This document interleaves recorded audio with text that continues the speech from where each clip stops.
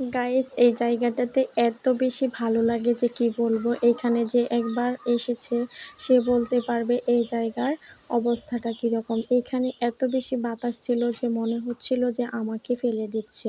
আর এখানে আসার মূল উদ্দেশ্য হচ্ছে আমার আম্মা এসেছিল। সে যখন বাড়িতে চলে যায় তাকে কিন্তু সবসময় আমি প্রতিদিনের মতোই এইখানে এগিয়ে দিয়ে যায়। আর এখানে আসার পরে বাবু কিন্তু বাড়িতে যাইতেই চাচ্ছিল না।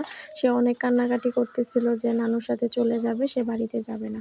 তো এই জায়গায় আসার পরে ওকে অনেক কিছু বলে তাকে অনেক বোঝানোর পরে তাকে একটু শান্ত করলাম। সে কিন্তু অনেক কান্না করছিল, তাকে কোনোভাবেই সামাল দিতে পারছিলাম না।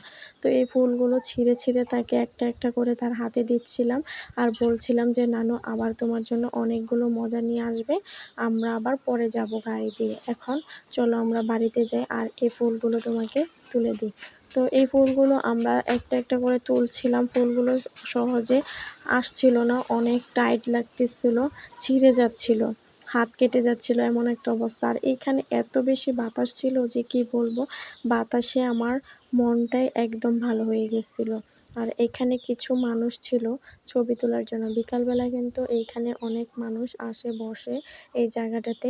আর সাইড দিয়ে যদি আরও গাছ গোছ থাকতো তাহলে কিন্তু অনেক ভালো লাগতো। যেহেতু এখানে গাছ নাই, এই জায়গায় সবসময় রোদ থাকে। আর এখানে বসে চার সাইডের বাতাস খাইতে পারে, চার সাইডের আবহাওয়া দেখতে পারে, দেখতে খুবই ভালো লাগে, সবার মন ভালো হয়ে যায়। এক কথায় এই জায়গাটা হচ্ছে একদম অসাধারণ।